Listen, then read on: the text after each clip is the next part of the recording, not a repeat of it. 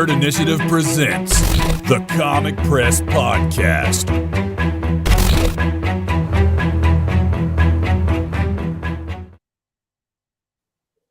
What is going on, everybody? Welcome back to the Comic Press Podcast. I'm your host, JJ. We've got a special guest tonight. I have been wanting to discuss this book for a long time, and now I've finally got a chance and an excuse to.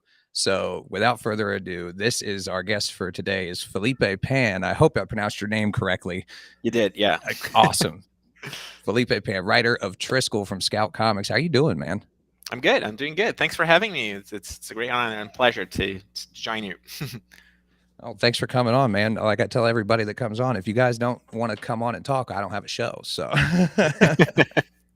Fair enough, right? So the first thing we like to do with every guest is kind of get your nerd origin stories. Like every good comic book character has their origin story of how they became who they are. How did Felipe Pan get into comic books originally?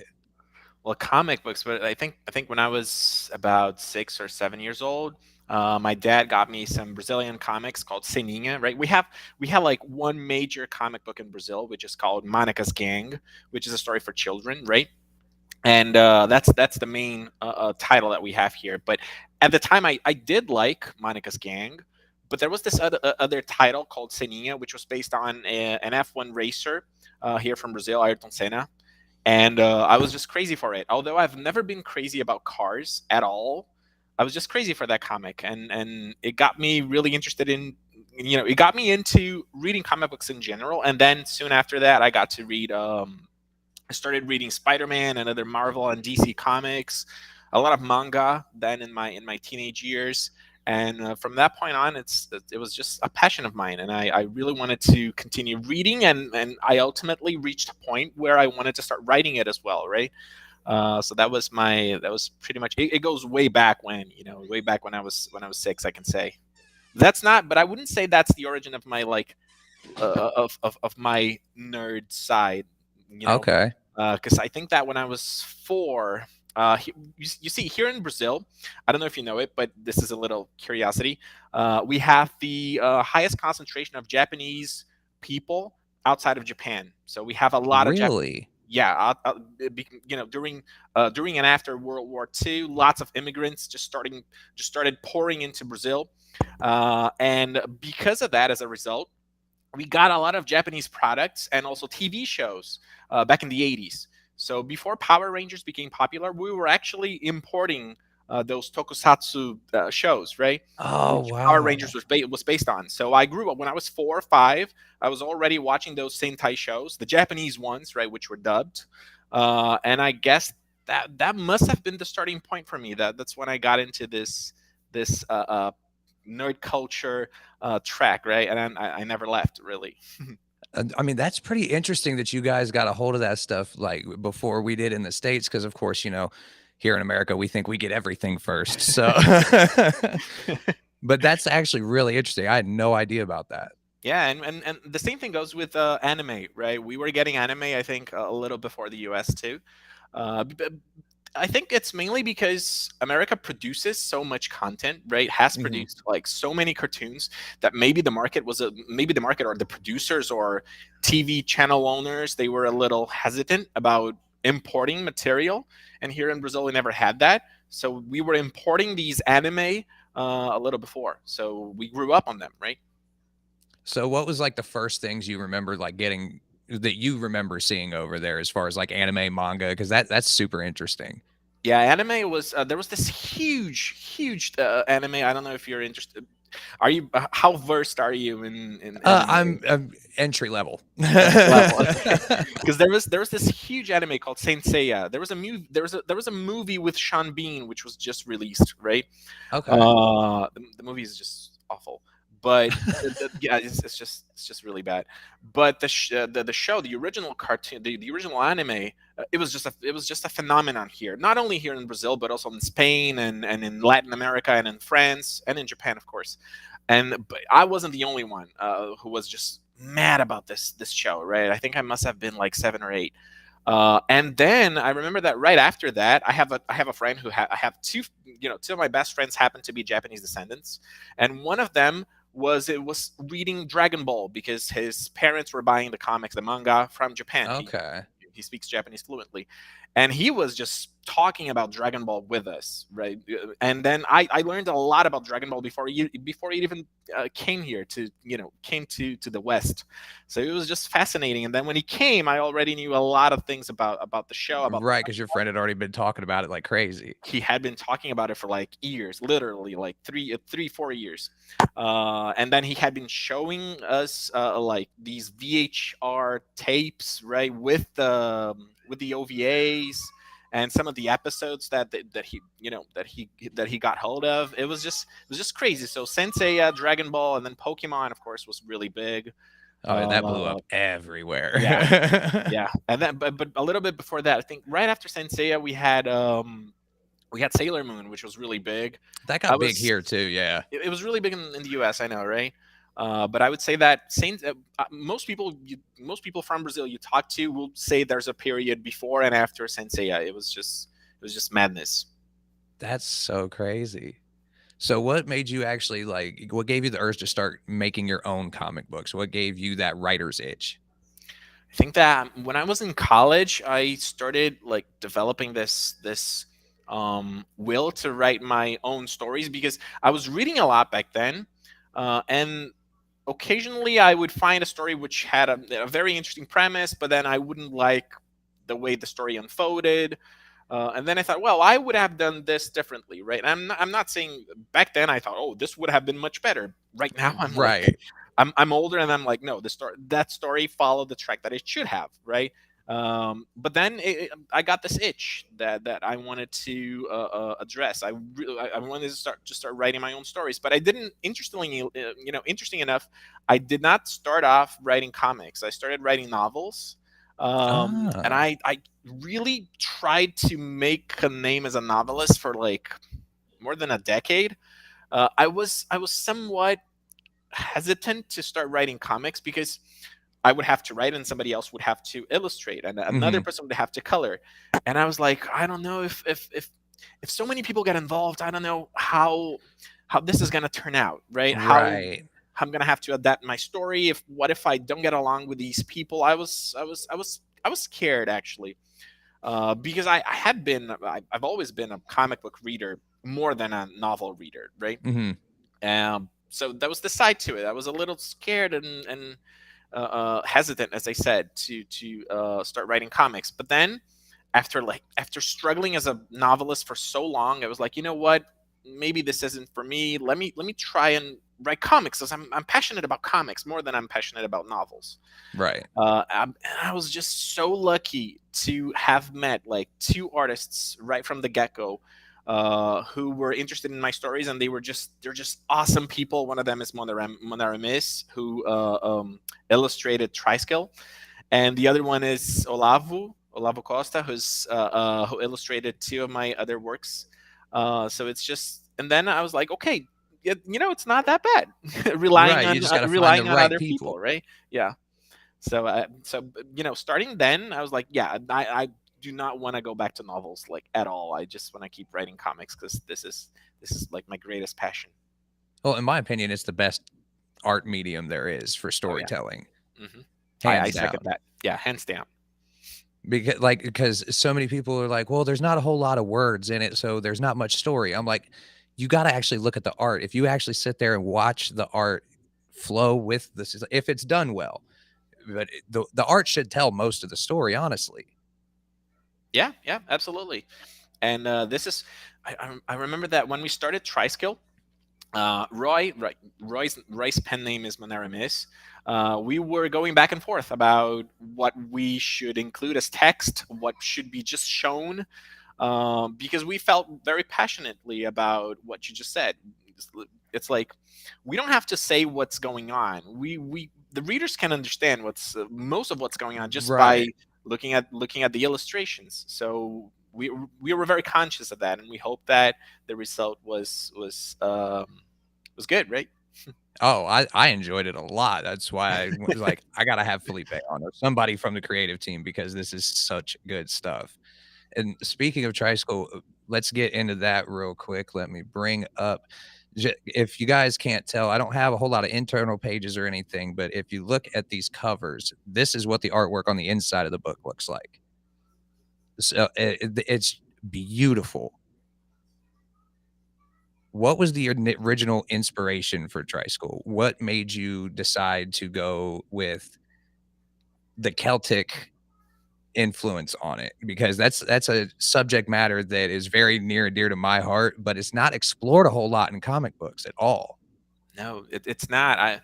It dates back to, I think, 2012, right? So back, 11 years ago, I was planning on writing a novel, right? I was an aspiring novelist back then, and I wanted to write this YA novel inspired by mythology. I just didn't know what type of myths I wanted to include.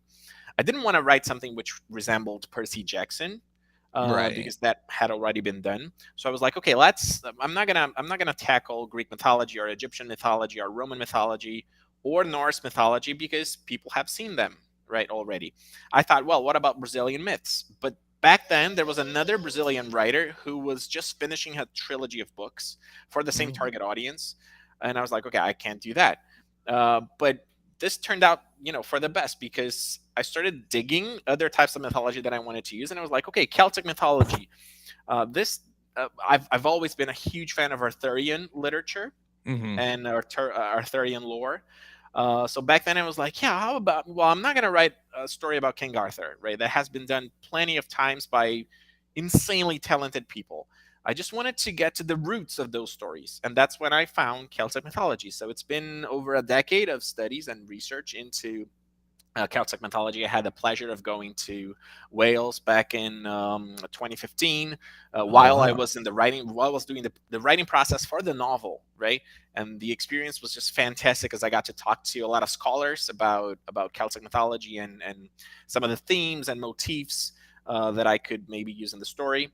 Because I wanted to do justice to how rich it is, how different it is to other types of mythology, right? And how like and I started to understand why people usually don't tackle Celtic mythology. Since there's no real canon to the Hmm. stories, it's just a little too loose for a lot of writers out there. But for me, it was just brilliant. I was like, okay, this is like a canvas. I can, this is just like a canvas I can paint on, using or borrowing some characters from different stories, different time periods, and different countries. Really, like there's Celtic mythology from Ireland, and there's Celtic mythology from Scotland and from Wales, and even from France. So that was just too interesting to pass, and because there was this connection with the Arthurian stories as well, it was just it fit the bill just perfectly for me, right? Oh, and, And and you could tell you definitely did your research on things because I mean you're using Welsh words and then giving us the definitions at the bottom. Thank you very much for that. But it's so cool because, like I said, this is something that not a lot of people want to tackle because it's so broad. But you basically took all that broadness and made your own thing out of it. yeah, and as I said, I was like, I wrote the novel back in 2016. It did come out by an indie publisher, right? The novel came out by an indie publisher in 2017. uh, but it's just too hard, right? I know artists and writers, novelists in the US also struggle, right? it's Hmm. it's it's a tough market, right? It's a very tough market. And then I got to a point where I love this story, and I really wanted to just continue writing, about those characters, but not in that shape, not as a novel. So back during the pandemic, when the pandemic started in 2020, that's when I decided that I wanted to do something different with that story. I would have to make adjustments, a series of adjustments actually, and that's when I started digging, online to see if there was an artist, a Brazilian artist, who might be willing to join me on this quest. And that's when I met Roy. And it's just his art is just perfect for the story. It has this dreamlike quality to it, right? I was gonna say it's very ethereal. Yeah, it's very ethereal, and it's sort of like it's perfect for a fairy tale, right? Which Triskill is sort of, right. So it was just so I approached him and I was like, hey, Roy, I have this story. It came out as a book before. All the copyrights are mine, so there's no legal problems with that. So I just told him, would you be interested in taking a look at the novel and then taking a look at the script to see if it's something you might be interested in? And I was very lucky that he accepted. He read the book, he really liked it, and then he read the scripts and was like, I'm down. Let's go for it. So we started started working on the first chapter really, and then we sent it to Scout Comics and they loved it. So we're like, yeah, and then from that point on we were just really lucky and glad that we could share this story with the public. So was Triskele like your first venture into actually writing comic books then, since that was like your novel that you wanted to transition over? Uh-huh. I wouldn't say it wasn't my first comic book script though. I had Okay, written like two scripts before, but I hadn't done anything with them. I hadn't shown them gotcha. to any artist or anything. So I think that having the novel, helped me build confidence to actually share my script with someone, because Roy was very kind and he read the novel before he read the script. So I think that helped me, muster the courage and confidence I needed to actually share my script with someone, right? Well, and go into like what it, because I can't imagine that's a simple process going from a novel format into a 32-page comic book. Yeah. Like, what are like explain some of the challenges that go into that, because that is it's usually the other way around. Usually something gets made like into a comic book and then they take it and make it a movie or a show or a novel or something. You kind of did it backwards. Yeah, I did it backwards. So the first thing I had to do was decide what to cut on, right? So I had to drop a lot of characters, right? So for instance, Alec had he lived with his originally he lived with his grandma and his grandpa. I had to, but his grandpa really didn't serve any purpose in the first book, right? Nor the second. He would be a character who would feature in arc in the third arc, for instance. And then I was like, okay, do I really need this? Do I really need his grandfather in the comic book? Can his grandma just you know uh, Hmm. uh, do the same play the same role? And that's when I decided to drop his grandpa, for instance. And then I switch. And then there are some things that happen in the comic that are slightly different to what happens in the novel. I had to cut the prologue and the epilogue of the book because there was this massive arc that connected all books, which would where the story would ultimately culminate, but that whole thing had to go, right, because it would take Right. way too many pages and it would be way too complex to insert. So I just had to think of another way for the story to unfold. But I was lucky that I could keep the main, cast of characters. I just love those five, really, right? I just love those five characters, and I was just lucky that I could continue exploring them, even though I had to cut down on so many elements and pages, right? So there were these scenes with Nessa and Luna that I had to adapt. They were slightly more prominent in the novel, but then in the second arc they become extremely important as well. So I was like, maybe this is the thought. Maybe I can tone down on them right now so that I can explore them better in the second arc. So I had to make these creative choices, right? It's all about understanding what you have in mind and using the best tools you can. Well, and it doesn't feel like you cut stuff out of it. You know what I'm saying? Like sometimes when people have to cut things down, you can tell. Yeah. Like there's plot holes, there's like scenes that just don't make sense. There's characters that show up once and then they're gone again. Like you didn't do that. There's actually like it's all still cohesive. Yeah, and Roy was really important in this process because I would talk to him like frequently, like, hey, what do you think about, because he had read the novel. I would go to him and just ask him like blatantly, do you think this should be in the book, like in the comic book, right? Hmm. Or do you think this is just nonsense? And he would just again tell me blatantly as well, like, this should go, or yeah, let's keep it because this is really important. So I was lucky enough to have a partner to have a creative partner. Really, he was not just illustrating the book. Right. We were discussing every change that we made. Right. So originally, the Alwen, the magic force that surrounds them, in the book, it was supposed to be green. So every time it came out, uh, Alex's eyes would turn yellow, but the magic energy would be green. And this wouldn't make any sense in the comic book, right? So Roy was like, hey, why don't we just make it simple, and this magic force is just yellow, just like Alex's eyes, because the reader will be able to connect them right away. And it's like, yeah, you know what? That's just brilliant. That's way better than what I did in the novel. So let's go for it.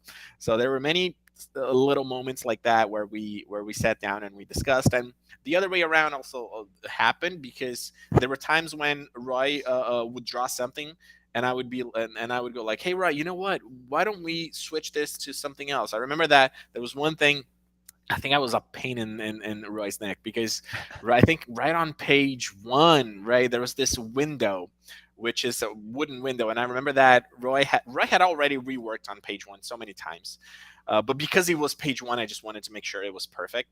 And then Roy had drawn these windows with glass, and I was like, Roy, I'm so sorry to tell you this, but there's one thing we have to correct one last time. Please don't kill me, because this is set in like a medieval world. Like Mhm. glass would only be available to like extremely rich people, so we're gonna have to Right. make it all wooden. And he was like, yeah, of course, yeah, sure, let's do it.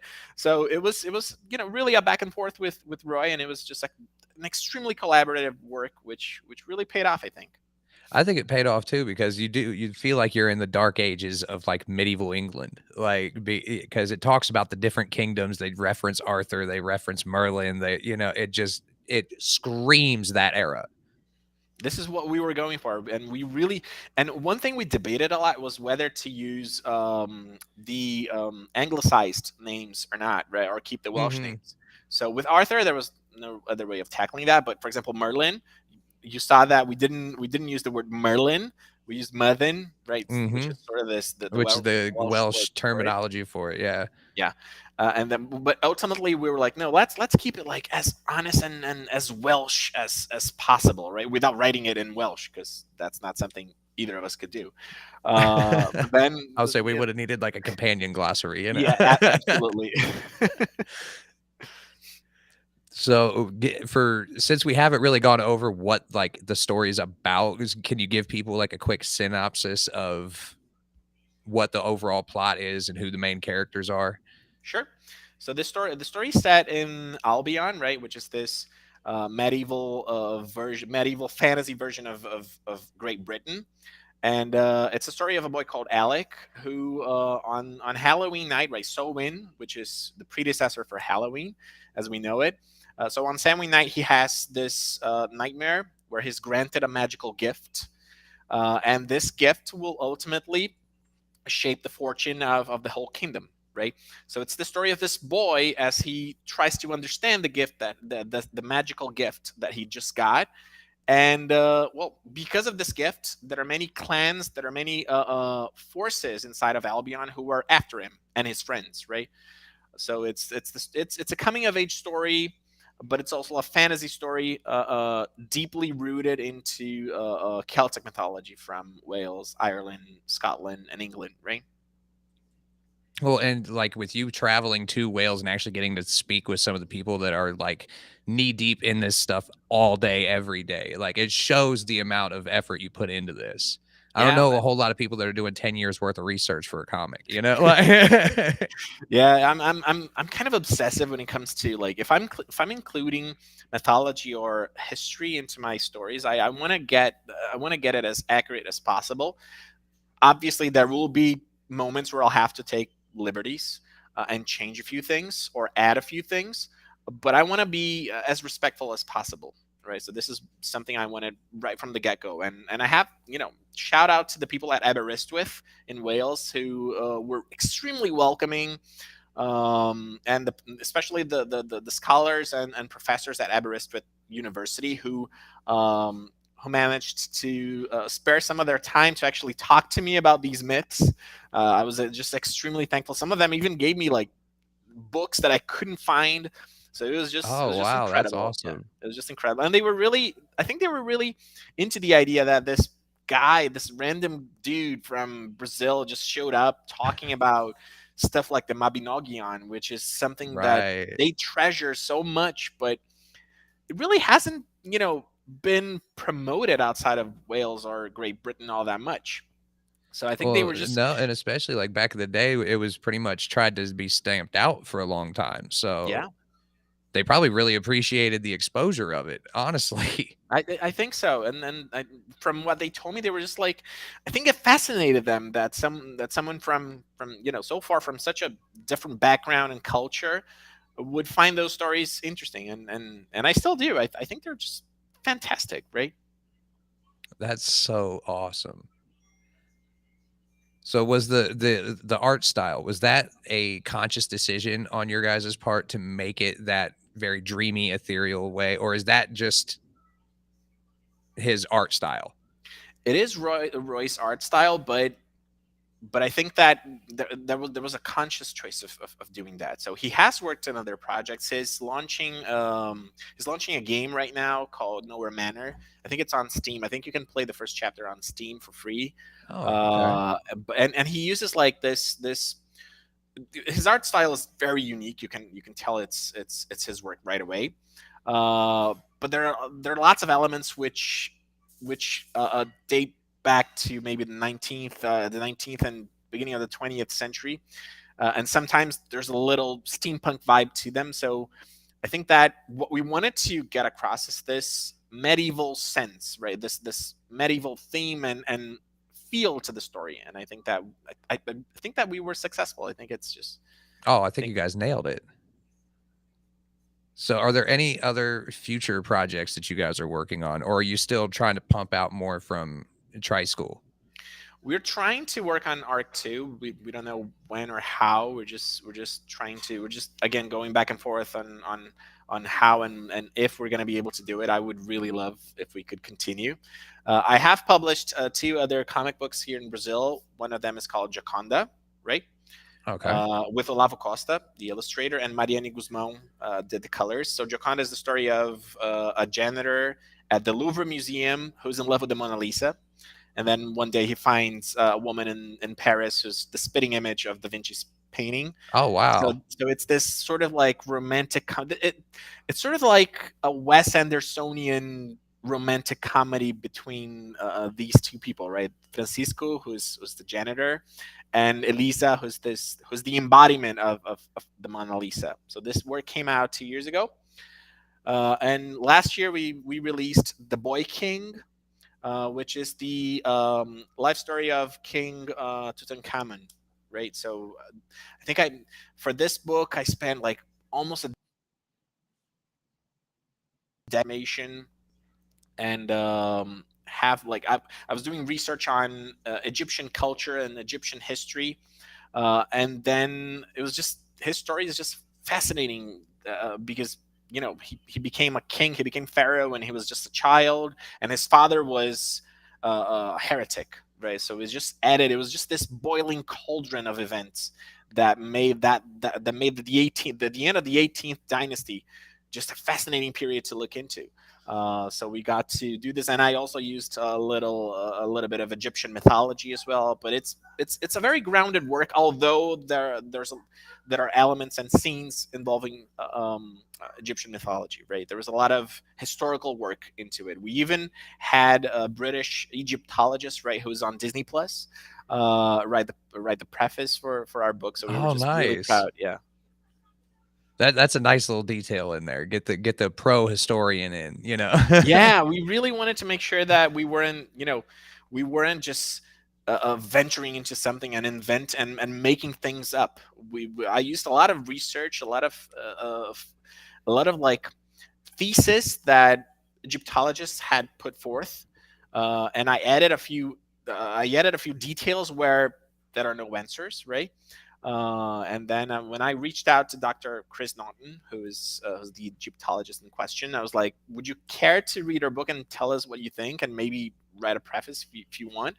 And lucky enough, he did. He really enjoyed the book, and he agreed to write the preface. So it was just amazing. We were really honored. That's awesome. So is mythology and fantasy kind of like your bread and butter that you like to stick in with, or is there other genres that you would like to kind of venture off into and try one day? I think I've done enough of mythology, right? I think that Triskele and the Boy King I'm not saying I'm not gonna work with mythology again. I'm just saying that I think that for my next projects, I wanna go somewhere different, right? So this year I have another book coming out with another artist called Giovanna, right? It's called Harlem Sirens, which is a story of three women who were in the Dutch resistance during World War II.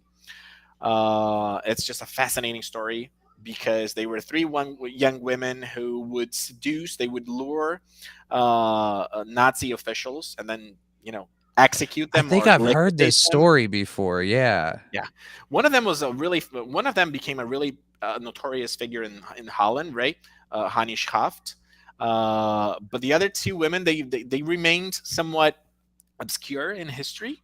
So I wanted to when I got hold of this story, I was like, this would make a phenomenal novel or movie or in my a comic book. So I decided to go this route. And then I found Giovanna. I really wanted to have a woman draw this story because it's a story of three young women. So Hmm.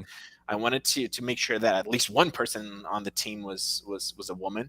Uh, and then she agreed, and then we're launching this project December this year, and then hopefully next year we have. I have other plans, and I have other books that I want to tackle. I want to tackle Sentais as well, as they were Oh, a big okay. part of my childhood. I want to do something with them as well. I'm starting a project with another artist, which is like sort of like a manga. So let's see where it goes. Hopefully next year we'll have more information Well, to you'll share. have to come on here and tell us all about that when it comes out, man, because that sounds interesting. Thanks. So, do you have any advice? We're getting near the end of my list here. Do you have any advice for new comic book writers, people who want to get into the industry? Because it's one of those. I think it's one of those industries and fandoms that's just really. It feels like it's real gatekeepy, but it's really a lot more open than you would imagine. Yeah, I would say the first thing is like go out and meet people, right? If you want to write, start by writing. Of course, start by reading and writing your stories. The more you write, the better it'll become. And when you feel confident enough, reach out and talk to artists, right? Don't be afraid like I was for so long, right? Talk to them, show your stories, and most importantly, choose artists who you think will add to your work. Because I see sometimes even like professional stories being published by big publishers where the writing style and the art, they don't really match.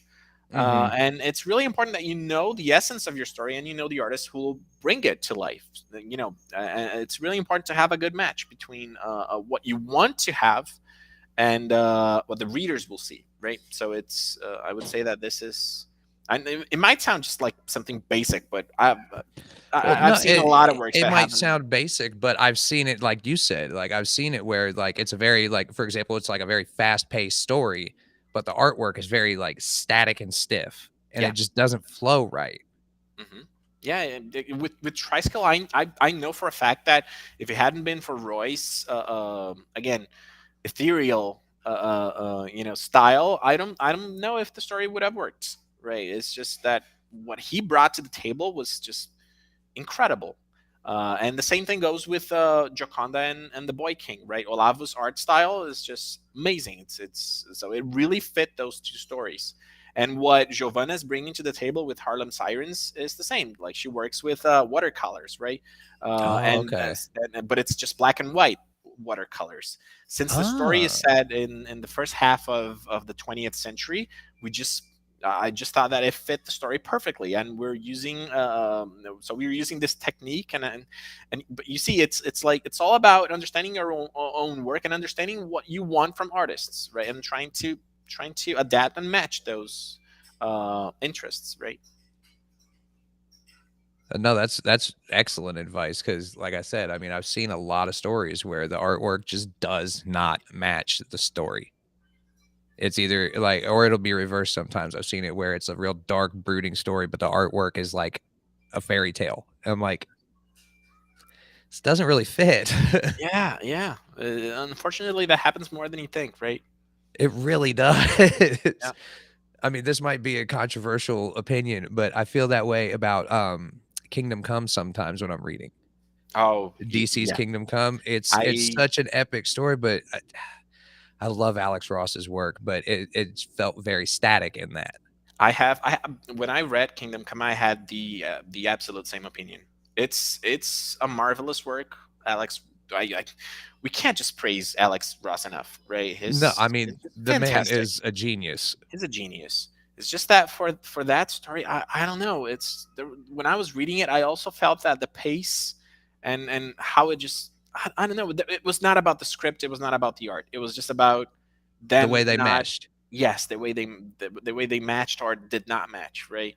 So it was just I know that again it's a controversial opinion. I'm glad that I found someone who agrees with me.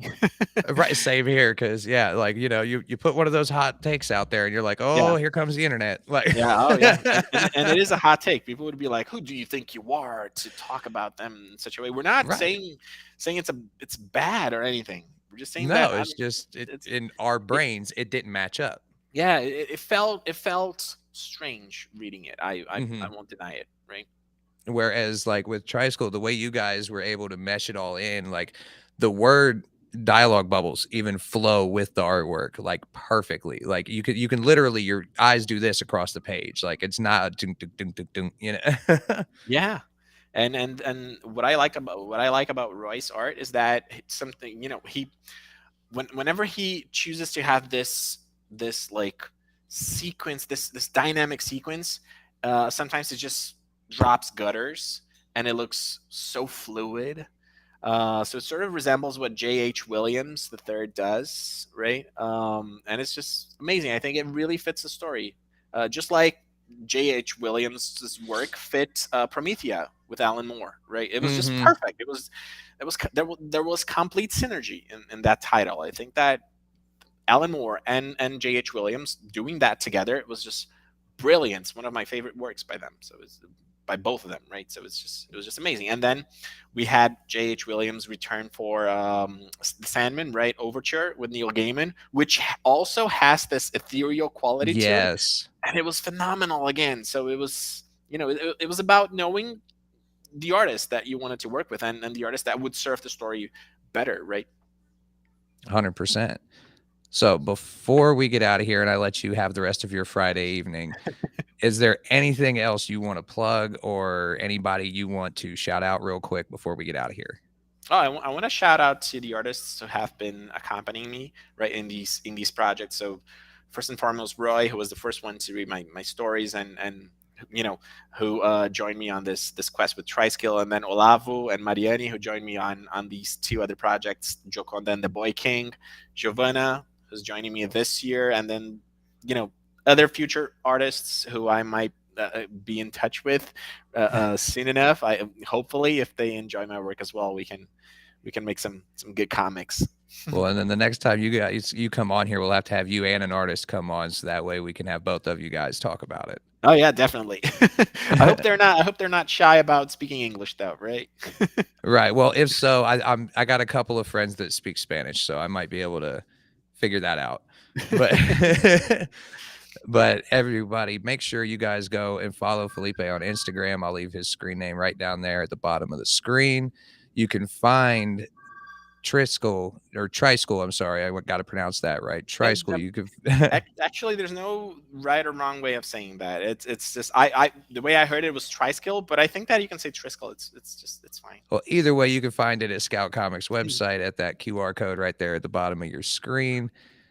And make sure to check out everything else on the Nerd Initiative YouTube channel. Fandoms will be coming at you this time next week at 9 p.m. on Friday.